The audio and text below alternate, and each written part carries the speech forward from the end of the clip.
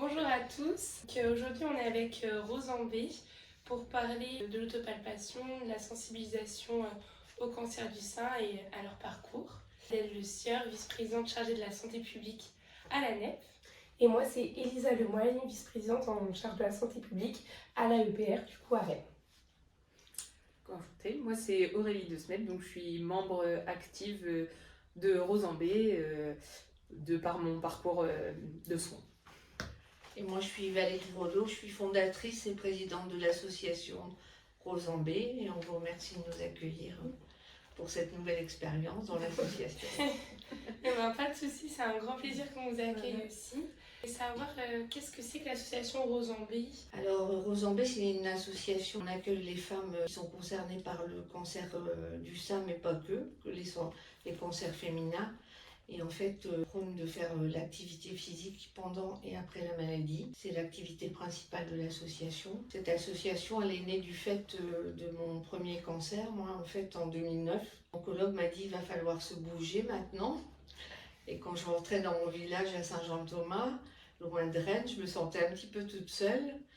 Et c'est de là où a germé l'idée de cette association. Ça a été un petit germe qui a poussé doucement, mais qui est arrivé au bout de la création de l'association. L'idée, c'était effectivement de pouvoir se bouger avec d'autres femmes, de s'encourager, de se soutenir, et puis d'être aussi à l'écoute de celles qui arrivent dans leur début de parcours de soins. Et on a un panel quand même assez important de choix de sport que je peux un peu énumérer si je vous dis rien.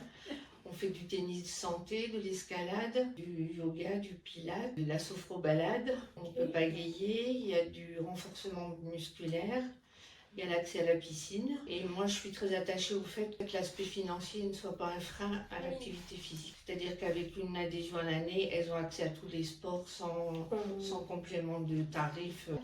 Et ça permet d'avoir aussi une multitude d'activités qu'elles peuvent essayer, tester en fonction de leurs envies. Et en fait, il n'y a aucun frein à faire du sport quand on est malade. Et du coup, ça se passe dans quel secteur? Alors en fait, notre association est localisée à Granville. On fait du sport sur toute la région granvillaise, aussi bien à Saint-Père, la piscine c'est à Avranches.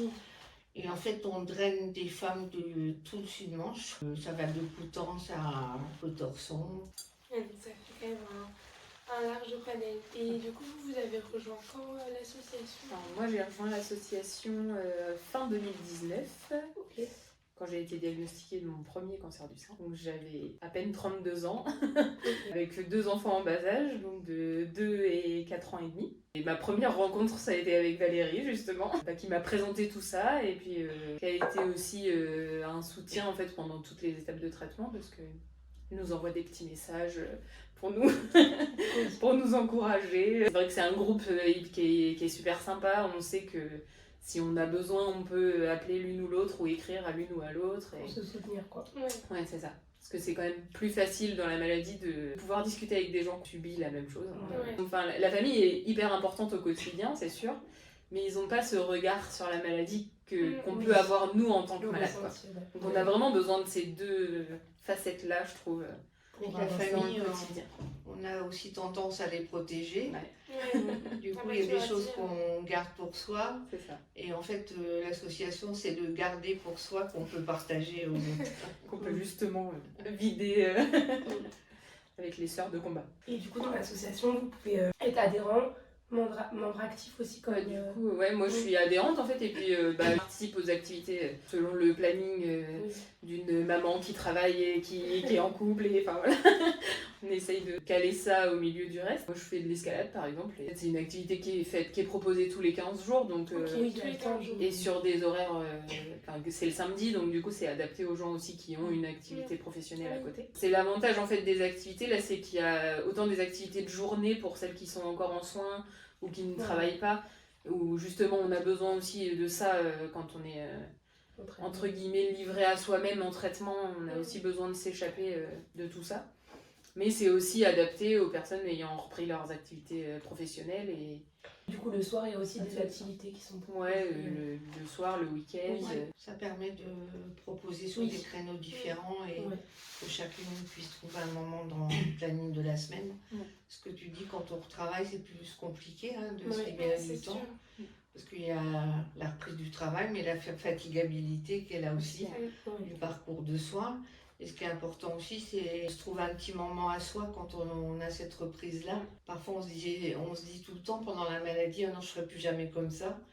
Mais le quotidien prend très vite sa place et que c'est bien de s'accorder ces petits moments-là. Depuis l'année dernière, on fait aussi un samedi par mois. On se retrouve dès le matin, on déjeune ensemble. Et toute la journée, on fait du bien-être et c'est un moment. Voilà. C'est génial. On trouve en général des jeux vraiment entre membres de l'association. Parce que parfois on se croise pas trop souvent parce qu'en fonction des activités des unes et des autres. Ça, c'était aussi un petit manque qu'on avait, donc qui est important aussi. Vous êtes combien à peu près dans l'association? Alors, on a des rentes actives, on a à peu près 70. Alors après, toutes ne font pas du sport. On a aussi des adhérentes qui ont beaucoup de goût artistique et qui sont aussi des piliers importants parce qu'en plus du sport, on organise chaque année la Marche des Roses à notre 12e édition. Là, elle va avoir lieu à Avranches. On attire à peu près 1500 personnes. Moi, je tiens toujours à ce qu'on accueille les gens de belle façon. Donc, la décoration est importante. Donc, là, déjà, depuis 3 mois, on fait des ateliers de préparation de déco. Et pour faire que le jour J soit la vie en rose dans tout. Ce sera beau. Donc, cette journée-là, c'est une journée de fête aussi, mais c'est aussi une journée pour passer le message que la prévention, c'est important. C'est dans le cadre d'Octobre Rose où, effectivement, c'est très médiatisé. On en parle beaucoup, on a cette chance-là. Oui. Il y a des cancers qui sont plus... On en parle, oui, c'est vrai. Nous, les femmes, on assume aussi d'en parler plus aisément. Donc, c'est une journée de fête, de musique et de partage. Et vous faites aussi des actions de prévention auprès des étudiants, des entreprises, etc. Oui, en fait, on a acquis un bus d'autopalpation qu'on avait acheté aussi grâce à la Marche des Roses. On est sollicité par des entreprises, en général où il y a un public féminin important de salariés. Et en fait, on intervient pour faire apprendre les bons gestes d'autopalpation. On trouve qu'en France, on est beaucoup en retard là-dessus. D'accord. Il y a l'exemple, c'est le Canada, où on apprend ça dès l'adolescence. Que nous, là-dessus, ça en cours, on n'en fait pas du tout, pas au lycée, pas au collège. Alors lycée, collège, non, pas du tout. Mais même, c'est ce que je disais, même en fait dans le milieu médical, quand on a nos rendez-vous gynéco, ils en parlent pas. On n'en parle pas assez en fait. C'est très rare. Alors maintenant, il y a les sages-femmes qui consultent en gynécologie. Je pense qu'elles en parlent davantage. Plus sensibilisées. Elles sont plus sensibilisées à ça. Mais on a un retard évident parce que lorsque je suis venue l'année dernière avec vous, personne ne connaissait en fait l'autopalpation. Et c'était des étudiants, vous êtes des étudiants qui allaient nous accompagner aussi dans notre quotidien, dans votre travail. En 3e, 4e, 5e année de pharmacie, en fait, on ne les apprend pas du tout ça pendant notre cursus. Et c'est bien dommage. Donc vous nous aviez sollicité l'année dernière, on était intervenu au niveau des étudiants de faculté de Rennes. Comment on va dans les clubs de sport aussi. Alors on se rend compte, on va aussi au lycée à partir des premières. Parce qu'on se rend compte qu'en seconde, ils ne sont pas vraiment... Ils sont pas encore matures sur le sujet. En première, ça bascule très vite et il y a un intérêt important. Mais ça nous permet aussi par ces expériences-là de s'adapter aussi au public. Et je trouve qu'on a beaucoup de questions dans ces échanges-là. Les gens ont besoin d'en parler aussi. Et on distribue une petite affiche et on dit tout le temps affichez-la dans votre salle de bain. Pour y penser. C'est un petit rappel pour y penser. Je sais que la prévention, c'est aussi prendre des cancers plus tôt, avec des traitements moins lourds derrière. La majorité des femmes, en fait, qui se rendent compte d'une modification sur leur poitrine, c'est quand elles ont pris leur douche. C'est pas forcément un rendez-vous chez la gynéco. D'où l'importance de se palper et de le faire de façon régulière et de commencer à partir de 20 ans, 22 ans, de le faire de façon régulière. Parce qu'on se rend compte aussi que les cancers sont de plus en plus jeunes. Et puis malheureusement, le cancer du sein, ça touche quand même Une femme sur 8. Et d'où l'importance de se faire diagnostiquer le plus tôt possible pour Ouais, c'est ça. pas En forcément fait, avoir les traitements les plus lourds. En fait, la mammographie, effectivement, elle va pouvoir sauver des femmes, mais en fait, elle est obligatoire, elle est préconisée à partir de 50 ans ouais. et prise en charge à partir de 50 ans. Oui, c'est déjà. Donc en fait, quand on voit les pourcentages de femmes qui sont touchées bien avant, Ouais, voilà, il ça. est indispensable qu'on soit maître en fait de notre corps et de Oui. pouvoir nous-mêmes constater une boule, une déformation, un écoulement, enfin quelque chose qui change d'habitude finalement. Et puis ne pas hésiter en fait au moindre doute à aller voir son médecin traitant, à demander des examens, enfin une échographie ça peut sauver une vie hein, donc même s'il y a des médecins traitants qui sont pas encore très sensibilisés à tout ça et je trouve ça très dommage d'ailleurs mais au passage et qui ont tendance, moi c'est ce que j'ai vécu, à annoncer dans un premier temps oui c'est certainement hormonal, on va pas faire de contrôle maintenant. Alors oui effectivement il peut y avoir des choses qui sont hormonaux, oui ça peut être hormonal, il n'y a pas de doute.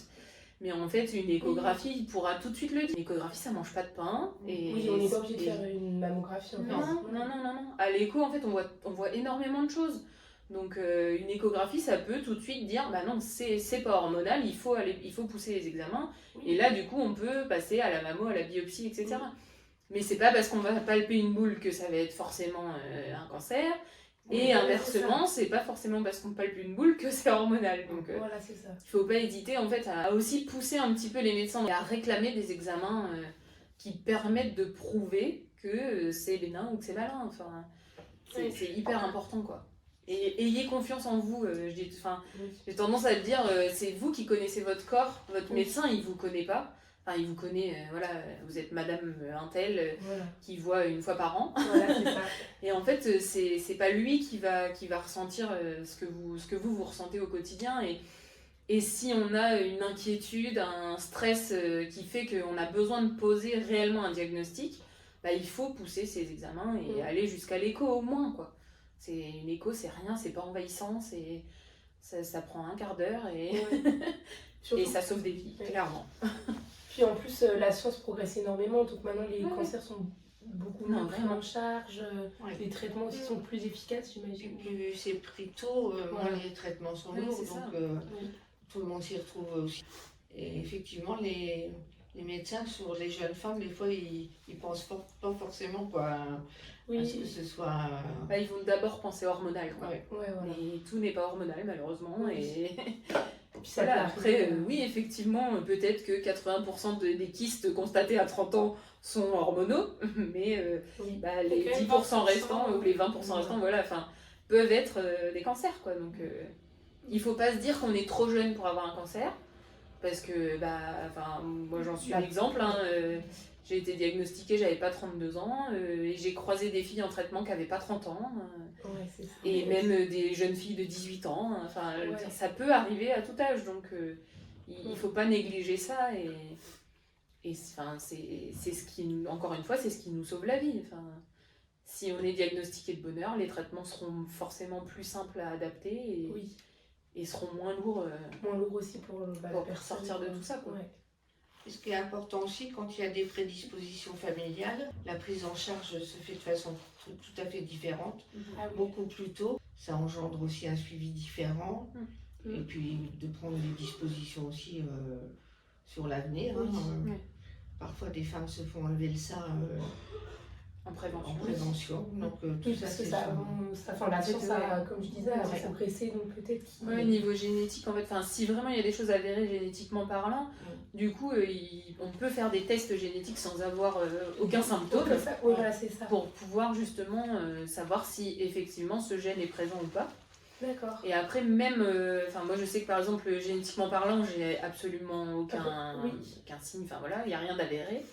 Mais on m'a quand même conseillé de transmettre un document, en fait, mon résultat génétique à ma nièce, à ma fille, pour qu'en fait elle puisse bénéficier d'un suivi qui sera un petit peu plus tôt qu'un suivi classique, en fait. D'accord. Parce que même s'il n'y a pas de prédisposition, il y en a quand même un dans la famille. On ne sait pas ce qui peut arriver, et en fait elles auront le droit de bénéficier de contrôles Donc, plus précoce. Oui, et être plus vigilant aussi. Oui, c'est ça. Si on a des membres de notre famille qui ont eu un cancer. De poser des questions, Poser d'en des parler. questions, ouais. Ouais. Ok.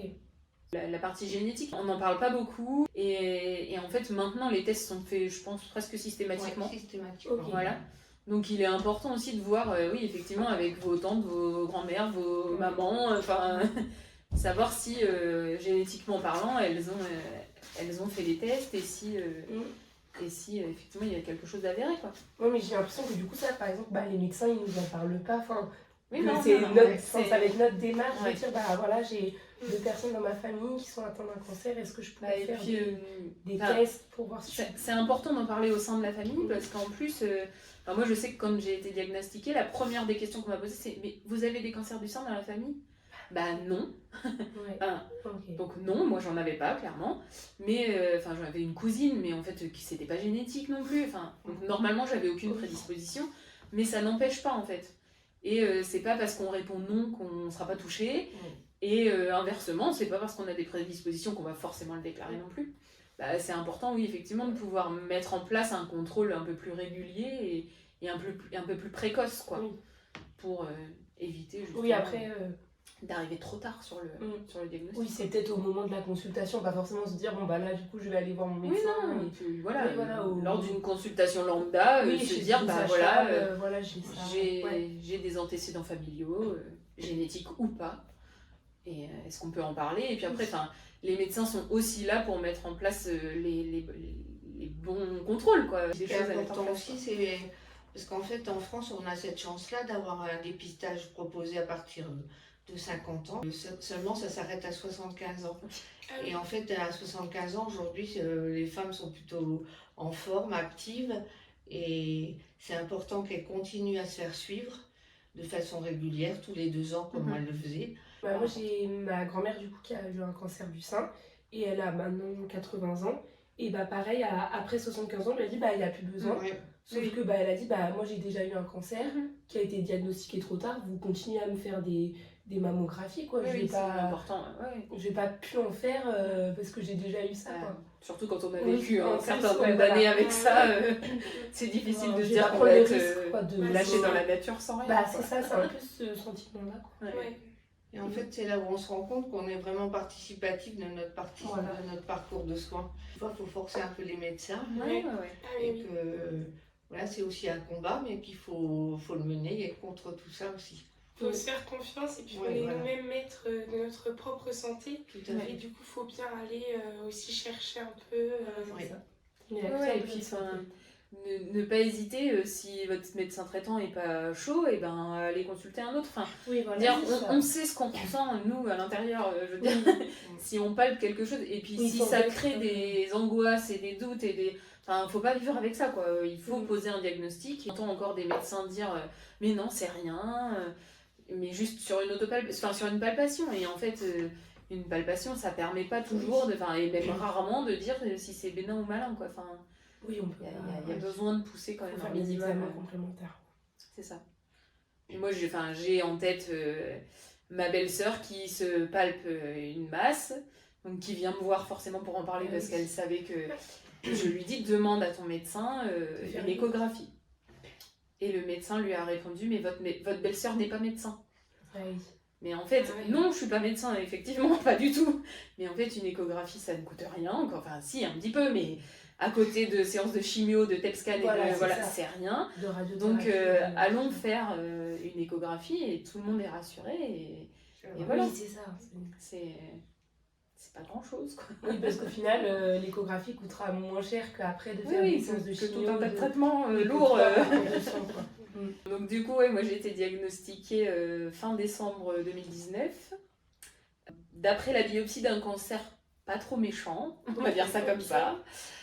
Donc en fait, on est parti d'abord sur une tumorectomie. Donc on m'a enlevé la tumeur pour pouvoir l'analyser. La tumorectomie, c'est un examen pour qu'on enlève la tumeur, c'est ça? C'est un passage au bloc opératoire pour enlever la partie... la masse. la masse... Donc en fait, moi je m'étais senti une boule sous la douche, comme l'a dit Valérie tout à l'heure. Je me lave et je dis, oh tiens, il y a un truc là.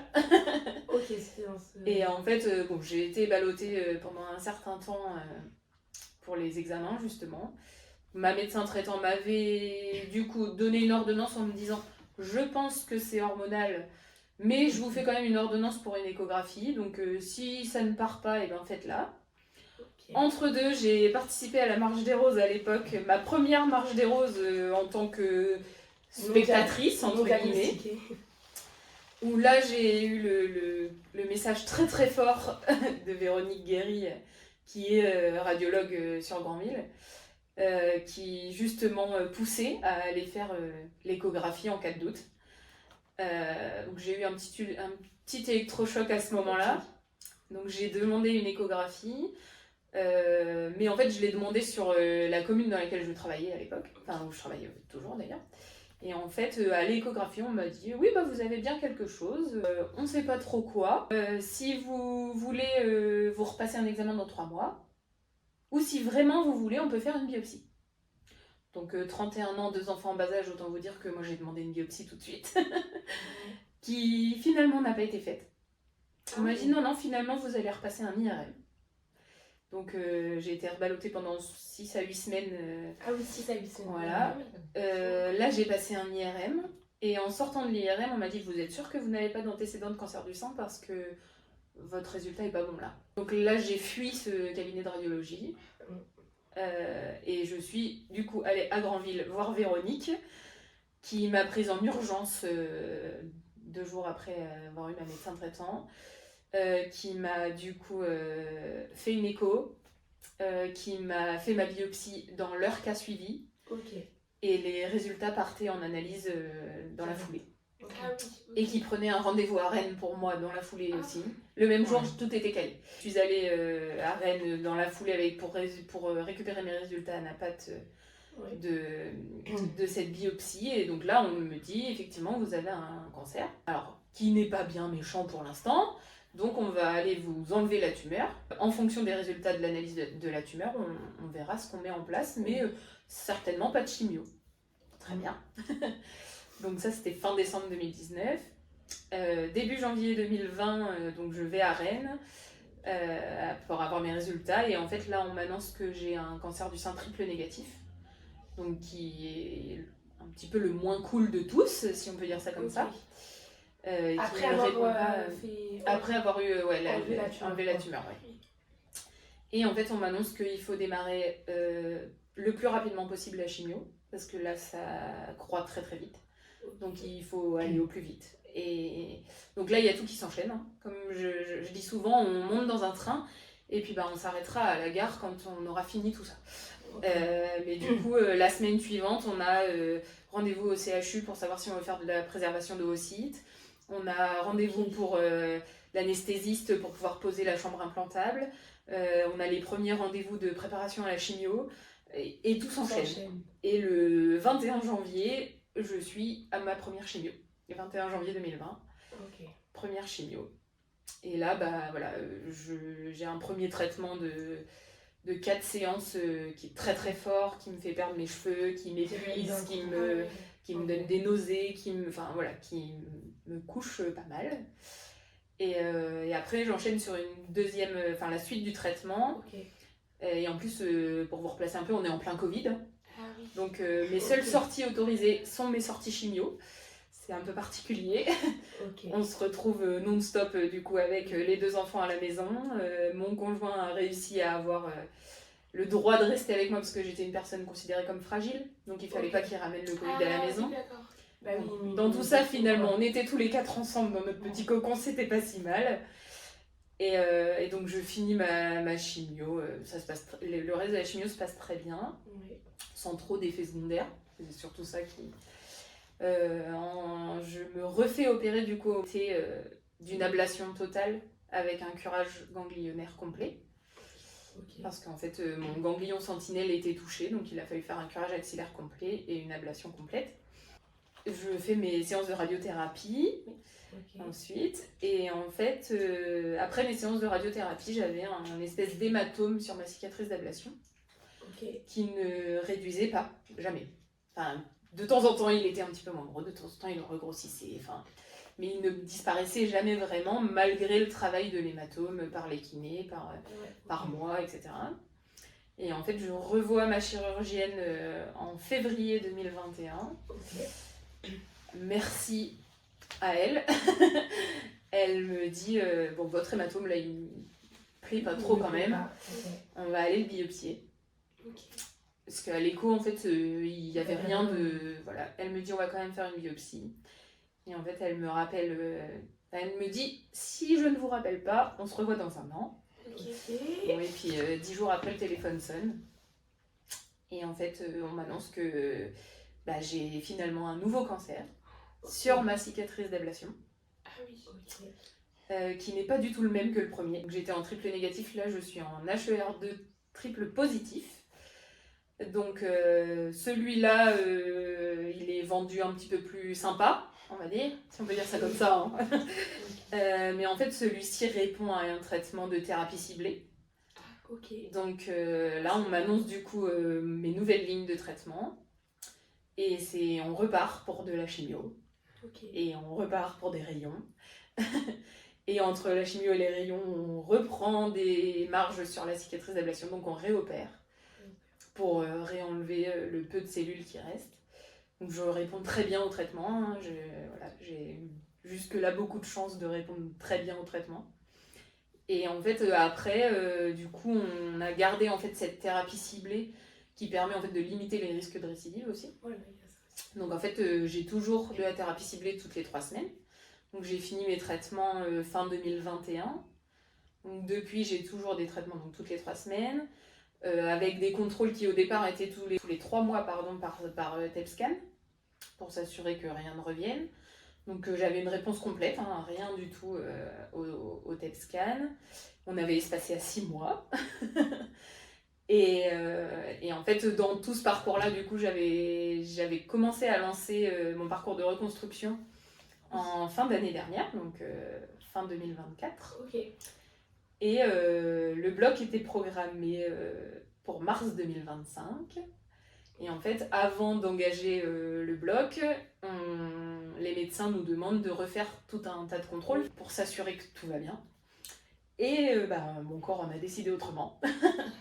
En fait, au scanner de la semaine d'avant le bloc, en fait, il y a un tout petit ganglion de 4 mm qui a fait son apparition en arrière pectoral, donc sur le sein absent. Hein. Et depuis, on recontrôle tous les 3 mois. On a du coup rechangé la fréquence de contrôle.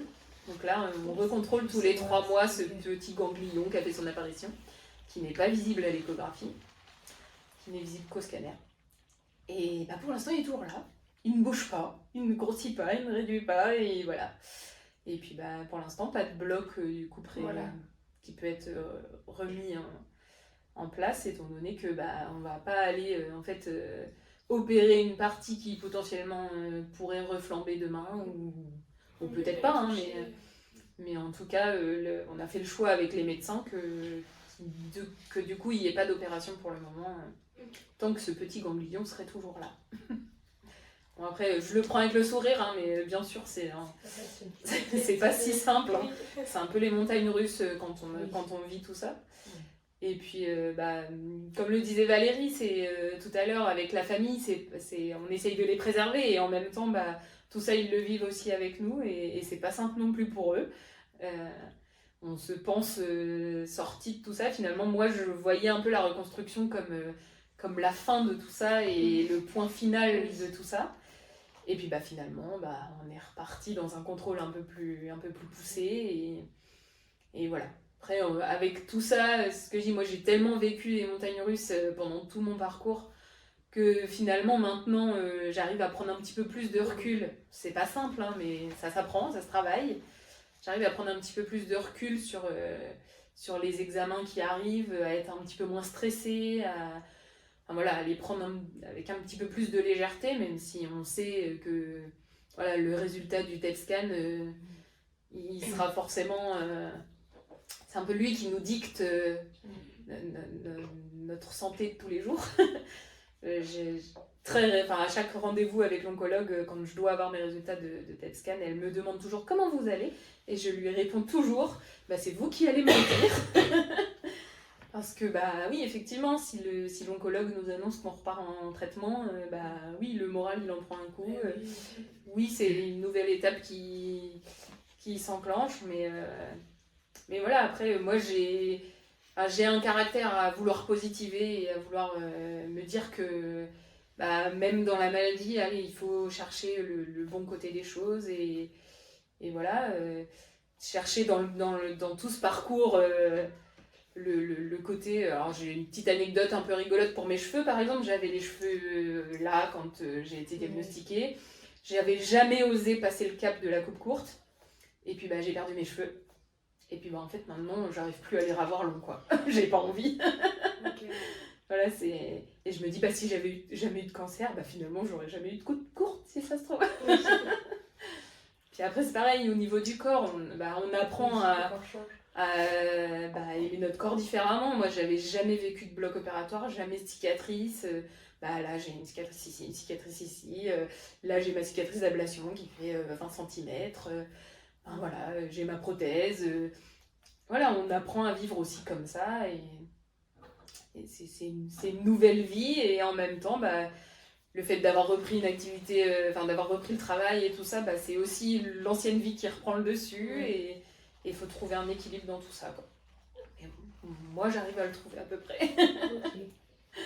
Quand on a des filles qui arrivent en parcours et qu'elles ont besoin de soutien, de parler, moi, j'aime être là pour elles parce que j'ai eu ce soutien et j'en ai eu besoin et ça m'a vraiment aidé à avancer aussi dans tout ça.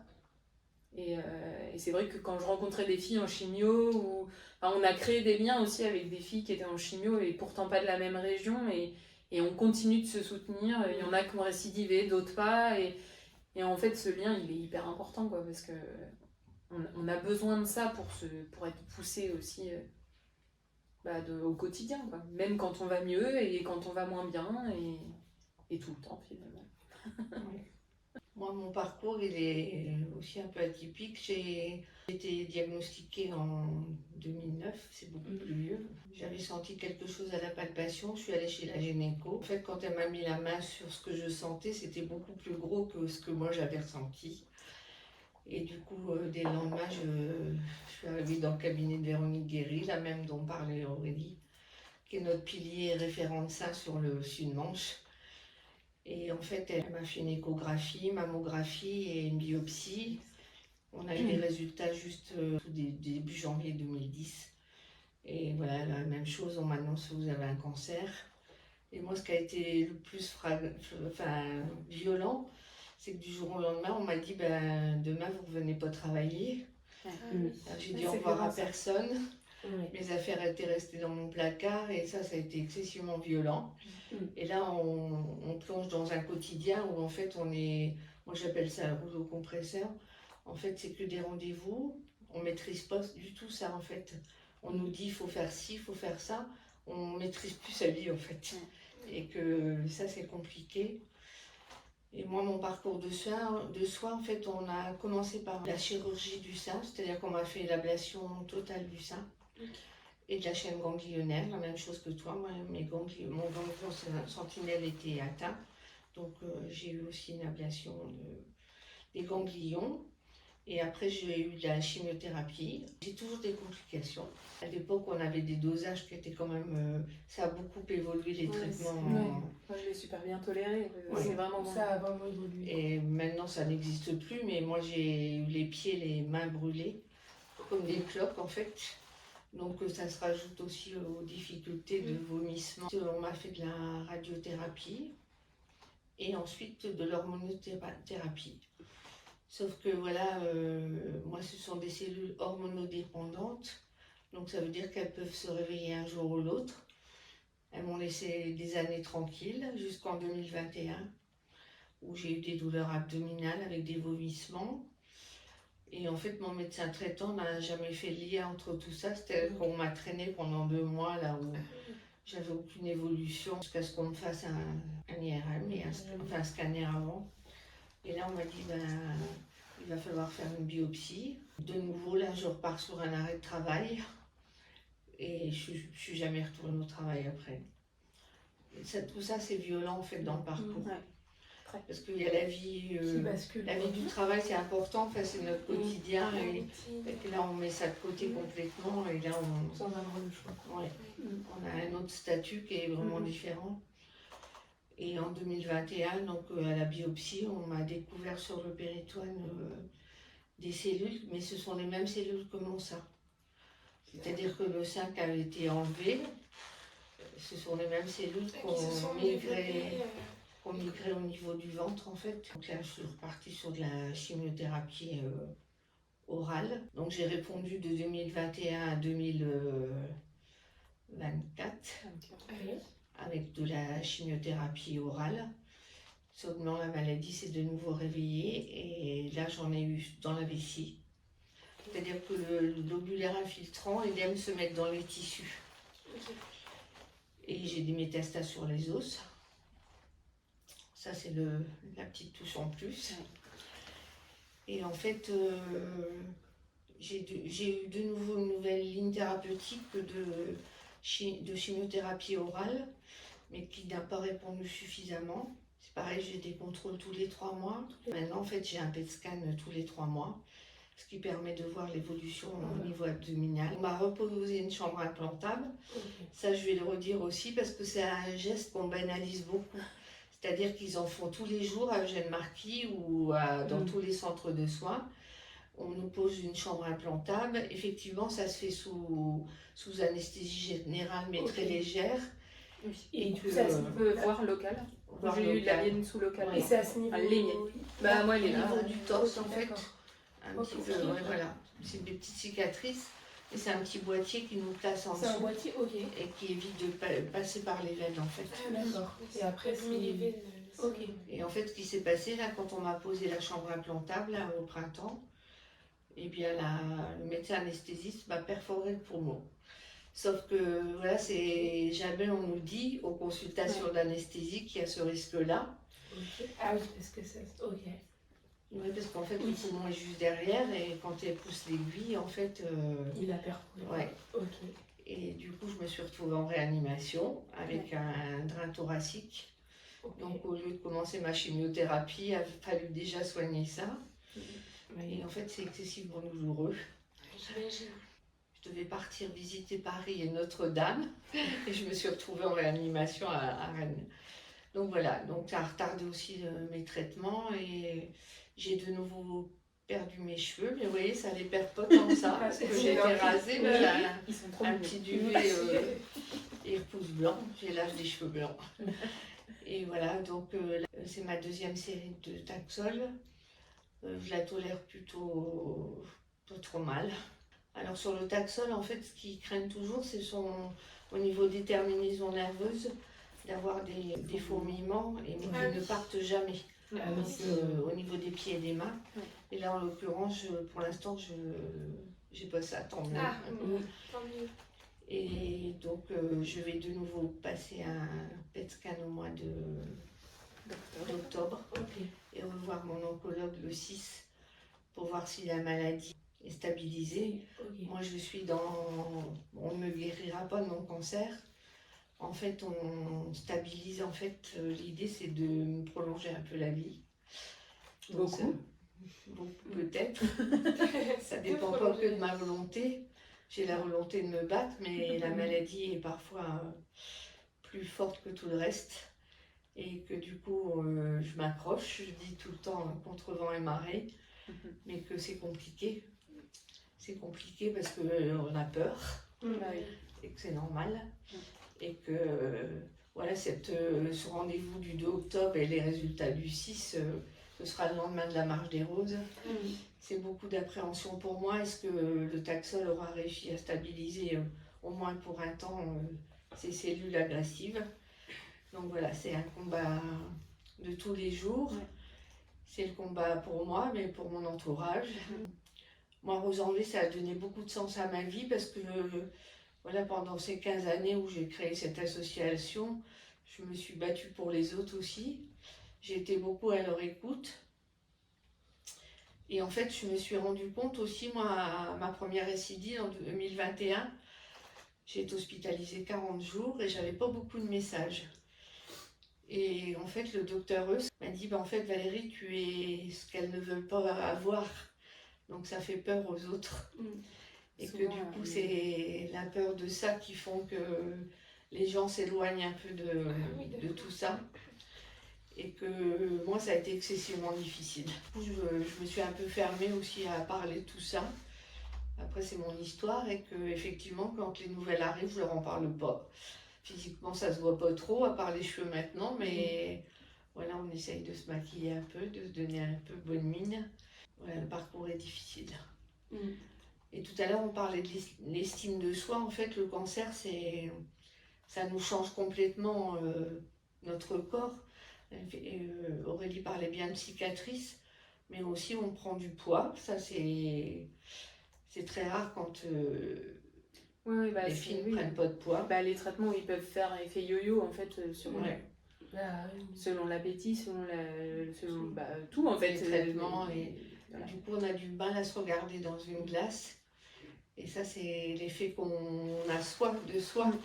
Dans le regard des autres, c'est pas forcément ça. Mais c'est difficile d'accepter aussi ça. Alors après, on se dit c'est ridicule parce que voilà, on est fondamentalement la même. Sauf que c'est des étapes qui se rajoutent en plus, dont on se passerait aisément.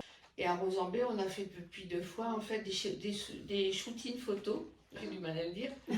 Et en fait, c'est aussi pour se donner confiance et de se dire qu'on est belle malgré ça.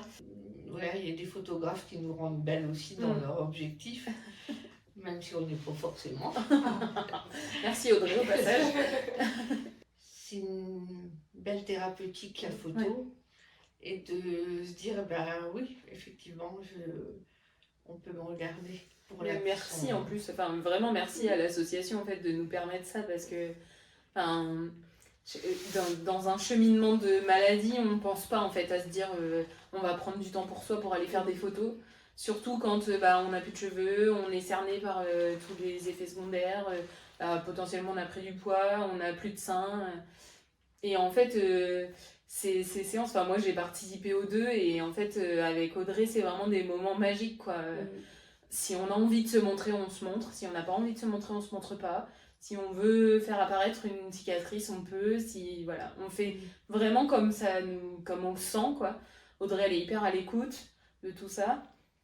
Et en plus, après, les filles, elles nous offrent des tirages à la marche. Si on a envie, on peut avoir notre photo qui est exposée. Et en fait, moi, mes photos, je les trouve juste sublimes, quoi. Et pourtant, avant la maladie, je me détestais en photo, quoi. Et c'est vrai que ça, c'est hyper important. Moi, je trouve que c'est vraiment réapprendre, en fait, à vivre avec ce nouveau corps, quoi. Moi, jamais je me serais dénudée avant. J'aurais jamais osé faire des photos avec juste mes mains qui cachent ma poitrine.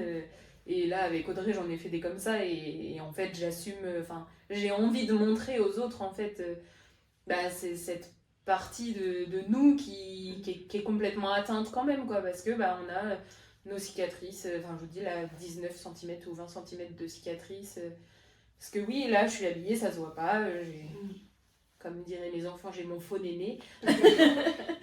et voilà, au quotidien, oui, on me croise dans la rue, on se dit pas que j'ai eu un cancer du sein, il est encore moins 2.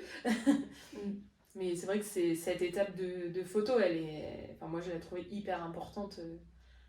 Et certaines étaient un peu récalcitrantes pour en avoir croisé une ou deux à la dernière séance, elles appréhendaient. Et moi je leur ai vendu le truc, il faut y aller, faites-le, c'est hyper important. Et je pense qu'elles en sont sorties un petit peu grandies de tout ça, quoi. C'est important. Ouais. Moi je dis tout le temps, en fait, on n'est que de passage sur la terre, et que effectivement il y a le travail, il y a la famille, il y a toutes les contraintes qu'on vit tous dans le quotidien. Mais c'est avoir se poser 5 minutes, regarder les belles choses qui nous entourent. Ça, faut en profiter, et que le fait d'être que de passage, on en prend encore plus conscience dans ce parcours de la maladie, mais de se dire que voilà, on doit profiter des belles choses, des bons moments. Et moi, je dis à tous, profitez de la vie, votre jeunesse, voyager, rencontrer des gens, et que voilà, la vie, ça vaut le coup, et que malgré la maladie, faut pas se jeter de barrière non plus. Ouais, non, c'est sûr. C'est jamais ce qui peut arriver, donc Voilà. autant profiter de chaque instant et des belles choses sans pour autant se mettre trop l'impression, mais juste Ouais, y penser aussi prendre le temps et y penser. Ouais. Bah, merci beaucoup pour Oui, ce merci témoignage. Merci à vous deux Merci les filles. de ce moment partagé. Et puis je pense que c'est important d'en parler parce que, bah, comme on disait, ça concerne quand même beaucoup de femmes et puis c'est des femmes qui sont autour de nous mais on s'en rend même pas compte parce que même elles osent pas en parler ou elles ont peut-être un petit peu honte et c'est dommage et c'est pour ça que c'est bien de mettre ça à l'honneur, d'autant plus avec octobre rose, mais c'est vrai qu'il faut y penser C'est toute l'année. toute l'année. Voilà. Donc dépistez-vous et prenez soin de vous. Voilà, c'est ça. Et le cancer, c'est pas contagieux, hein, donc Voilà. n'hésitez pas à soutenir les femmes malades. Voilà. Tout à fait. Merci. Merci. Super.